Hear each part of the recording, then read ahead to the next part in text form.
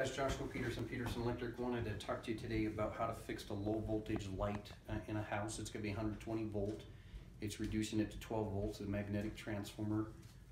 They're going to be your typical small 3.5 inch can lights, and you can hear the buzz as the transformer kicks on. It will not accept the LED bulb, which is going to be looking like this with your diode, and these are dimmable, but it will not work. They're not going to be bright enough.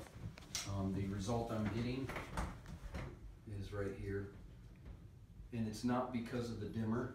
That is a resistive dimmer. We would change that to a dimmer that is compatible.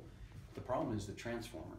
So the issue I'm having is that the socket has decided over time to get really hot and eat itself, which means as you stab the MR16 into a socket, this is just a heat shield, we're having issues with it lighting up because of a flicker.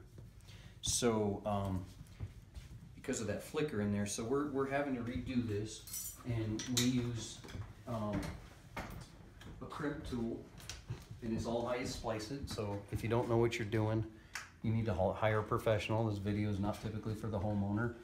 We don't want you burning down your home, because even 12 volts sitting there arcing can cause a fire, because the transformer will not trip. It doesn't have a thermal reset button. It's inside the drywall. There's a bedroom above here, so we can't even get to pull these lights out. But anyways, we're going to crimp this. We're making sure that we strip it, roll it right, and then we're putting on a rubber heat shrink. Okay, using a acetylene torch.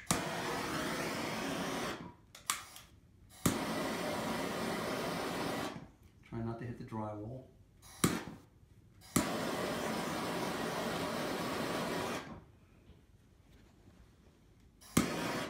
We're only trying to basically just protect this plastic, because the Celsius on there is probably not going to be more than 20 to 40 degrees Celsius. As these halogens get hot, they burn typically anywhere from 300 to 400 degrees inside of those. The can itself, probably 250, 300. Whereas an LED bulb might only burn a lot less. So that's a brand new socket on there.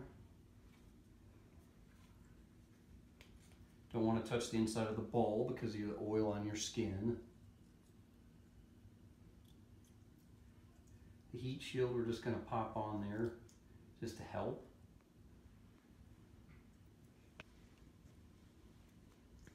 In fact, we might just keep that off.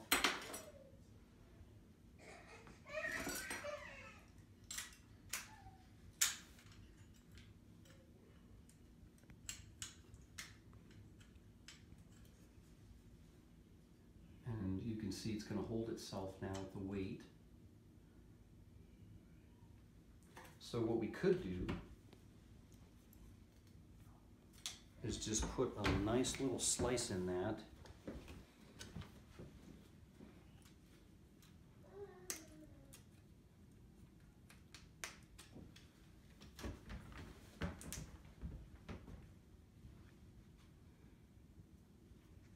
Kind of make a C channel.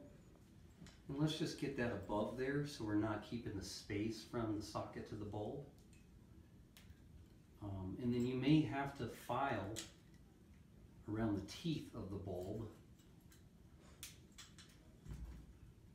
Trying to keep those splices above the heat. Sometimes can be a little tricky.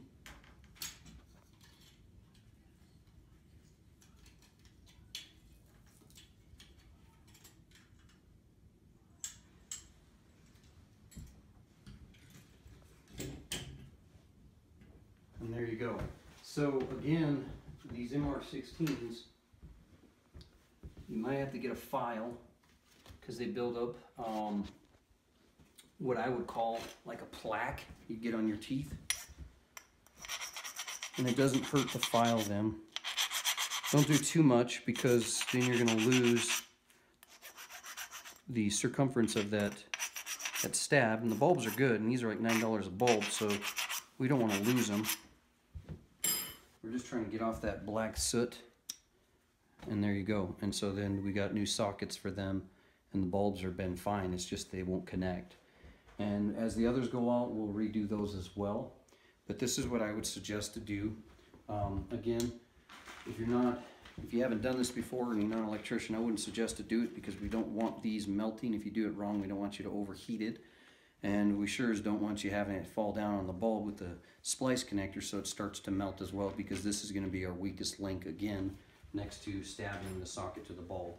Anyways guys, if you want to give us a call, we're based out of Colorado. If you want us to do that for you, be more than happy to. It might be a better alternative than trying to cut out all the drywall to get those transformers out and put in different. If it were me from the get-go, I'd always go with a 6-inch can, 120 volts. I wouldn't deal with transformers above the ceiling that you can never get to. Thanks guys, have a good day.